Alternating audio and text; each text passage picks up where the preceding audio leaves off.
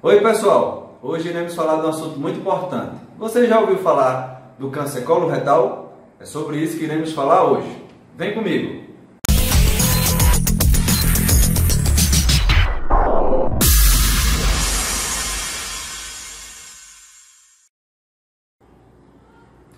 Eu sou o Dr. Ricardo, do canal Super Doutor, e hoje iremos entrevistar meu amigo e médico, Dr. Jurandir Melo, coloproctologista.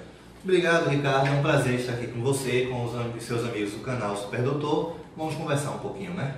Vamos conversar um pouquinho. Mas antes, eu gostaria de convidar você para se inscrever aqui no nosso canal, clicando no botão de se inscrever para receber toda semana novidades, tá ok?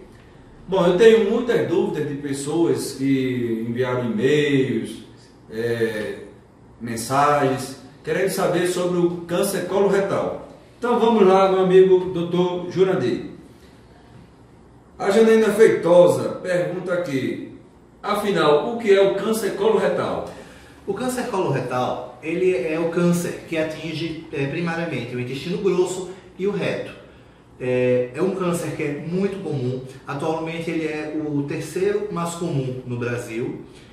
Tem uma casuística de cerca de 17 mil casos em mulheres e de 15 mil casos por ano em homens. Aproximadamente, um total de aproximadamente 34 mil casos por ano no Brasil, com uma mortalidade de mais de 15 mil pessoas todo ano. É uma doença grave que merece todo o cuidado, toda a atenção.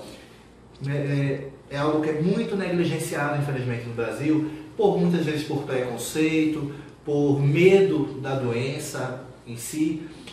Estima-se que na Inglaterra, do início do surgimento dos sintomas até o momento em que o paciente procura um profissional da área, exista uma espera, um delay de aproximadamente 8 semanas. Aqui no Brasil, principalmente aqui no nosso Nordeste, esse tempo é infelizmente muito maior. Então, pelos números que você mostra aí, realmente é muito grave, né? E o Marcos Antônio aqui, ele quer saber se o câncer coloretal ele é hereditário. A causa, vamos dizer assim, do câncer coloretal, ela é multifatorial. Existem vários fatores.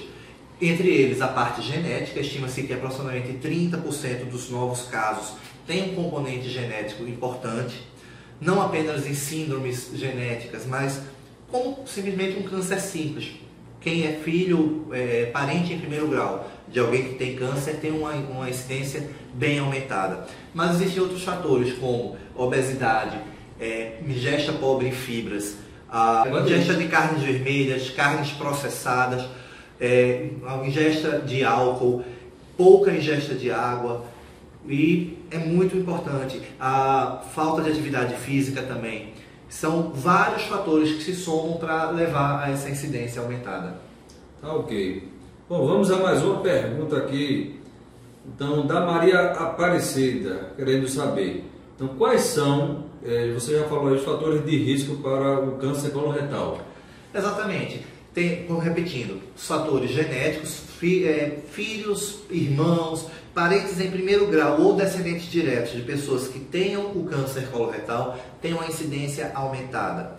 Ingesta grande de carnes vermelhas, principalmente carne muito assada e carnes processadas, baixa ingesta de fibras, baixa ingesta de água, baixa ingesta de frutas e legumes, pouca atividade física, obesidade. Só como curiosidade, o câncer coloretal é um câncer que é primordialmente mais comum na Europa e na América do Norte, enquanto na África é onde a gente tem o menor índice. Por que isso? Nos Estados Unidos e Europa você tem uma ingesta muito grande de massas, batatas, carne processada, enquanto a alimentação africana é uma alimentação muito mais rica em fibras, frutas e legumes. Então, isso é até comum você analisar que o europeu ele é mais constipado, ele passa mais dias para defecar, enquanto que o africano ele tem uma evacuação muito melhor devido a essa ingesta maior de fibras. É interessante para você ver em relação a cada país como fica diferente. Aqui no Brasil nós temos uma incidência mais ou menos intermediária. sendo os estados das regiões sul e sudeste têm uma tendência a se aproximar mais desse padrão europeu de incidência, enquanto aqui no Nordeste a nossa é mais próxima. A incidência europeia é de aproximadamente 40 casos a cada 10 mil habitantes por ano. Na África é de 10 mil, região Sudeste está em aproximadamente 25, enquanto aqui no Nordeste ela fica mais ou menos 15 a 20, entre 15 e 20. Bom, tem uma pergunta muito boa aqui da Débora Siqueira, em que ela pergunta aqui que geralmente as pessoas associam o câncer coloretal, o câncer de intestino, às pessoas já muito idosas, muito velhas. Isso é verdade, doutor Jurandir? Qual seria, então, assim, a idade mais comum de aparecer esse câncer? Historicamente, essa é uma pergunta muito boa, porque historicamente nós temos a maior incidência após os 40, após os 50 anos, mas com os hábitos de vida modernos, de alimentação, nós estamos vendo uma redução da idade. É cada vez mais comum você identificar pacientes até na casa dos 30, até na casa dos 20 anos, com já o câncer coloretal. E por questões imunológicas, em geral, o câncer em pacientes mais jovens é bem mais agressivo do que em pacientes idosos. Virtualmente, ele não existe antes dos 15 anos de idade, porque existe um tempo entre a oncogênese, entre a mutação das células, formação de pólipos e até formar malignização, que em média leva aí de 10 a 15 anos. Por isso é virtualmente inexistente nessas idades mais jovens. Mas, como eu falei, está sendo cada vez mais comum o surgimento na casa dos 30 e até na casa dos 20 anos. Então, como você falou, tem um aparecimento de pólipo, né, até que possa sofrer a mutação e virar um câncer. E o paciente, a pessoa, ele não sente nada ou teria algum sintoma que a pessoa pudesse identificar antes? Existem alguns sintomas que são o que servem para a gente de alarme, de alerta. Nós vamos ter o mais comum de todos, o sangramento, a dor é importante, alteração no hábito intestinal. Então, pessoas que têm o intestino funcionam normalmente todo dia. Após determinado período, do nada o intestino passa a funcionar a cada 3 dias, a cada 4 dias. Fezes em fita, que é o quê? Quando o cocô sai fininho, ele sai bem fininho. Isso é um sinal de câncer. Já dá alteração. Já. Exato. De acordo com o local do intestino, muda um pouco os sintomas. Os cânceres do intestino, mais início do intestino grosso, mais ali próximos do apêndice, mais próximos do fim do intestino delgado, em geral você vai ter mais queixa de sangramento escuro e muitas vezes sangramento imperceptível nas fezes, podendo inclusive um dos primeiros sintomas a aparecer ser anemia. Enquanto os tumores do cólon esquerdo e do reto, eles têm uma tendência a um sangramento vermelho vivo, sangue como se fosse de um corte, coágulos, tem uma tendência a sintomas obstrutivos nesse lado do câncer e muitas vezes a eliminação de muco, que é como se fosse catarro, a pessoa defeca como se fosse catarro.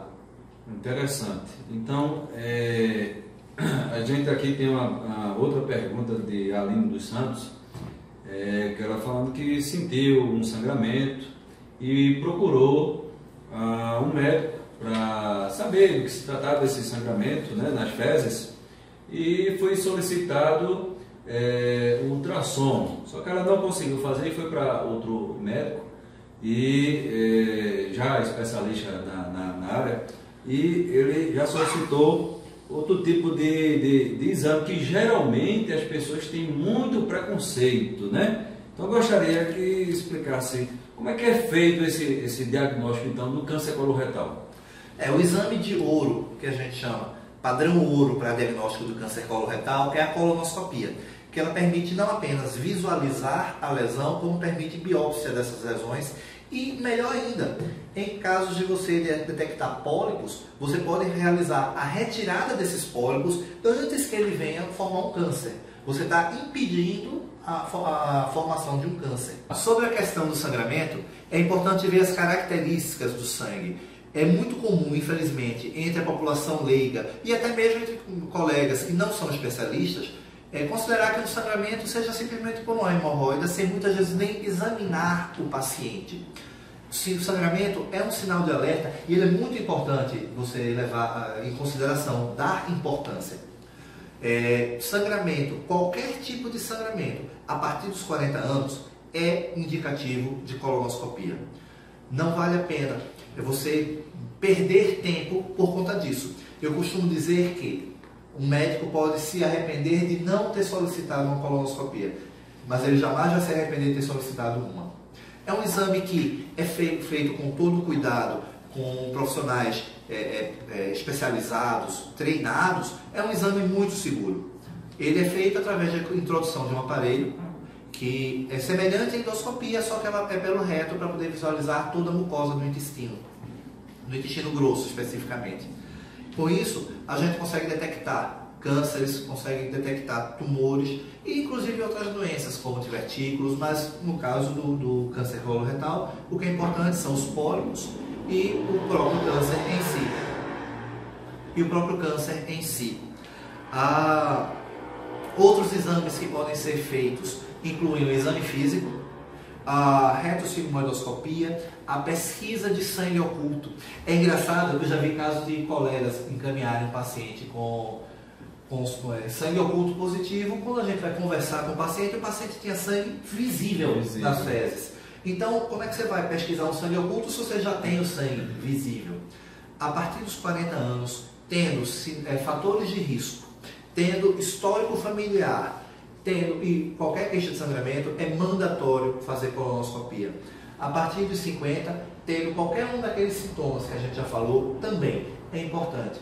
O principal é, aparecer um sintoma, aparecer um sangramento, é importante procurar o especialista. Quanto mais tempo se perde, você pode estar saindo de um tumor numa fase inicial, facilmente curável, para uma fase avançada. Ou até você pode estar deixando de retirar um pólipo, que é uma doença benigna, e já vir diagnosticar posteriormente um câncer. Tudo isso com um exame simples, né? Que não precisa as pessoas terem nenhum tipo de preconceito, né?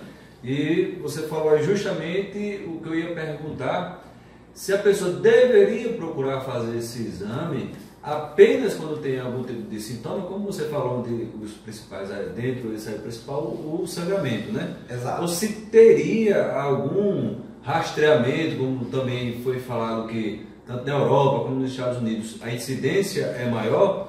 Então eu gostaria de saber, até para aqui o nosso público, saber se a pessoa vai procurar só quando está tendo algum sintoma, algum sangramento, ou se existe algum rastreamento, se existe alguma forma de prevenção que a pessoa possa fazer antes. A prevenção que a gente pode fazer é principalmente os cuidados alimentares, que a gente falou. Aumentar a ingesta de fibras, de água, verduras, frutas. Procurar evitar carnes processadas, carnes muito assadas. E praticar atividades físicas. Em relação por indicação de exames para fazer o rastreio, pacientes a partir de 40 anos com qualquer sintoma ou fator de risco, ou um ou outro, não precisa ser os dois, já é formalmente indicado fazer colonoscopia. Antes disso, o protocolo da Sociedade Americana, ele recomenda retossigmoidoscopia e pesquisa de sangue oculto, nesses casos mais jovens, sem fatores de risco e sem sintomas. Um caso que é muito marcante, como a gente já falou, é a questão da hereditariedade.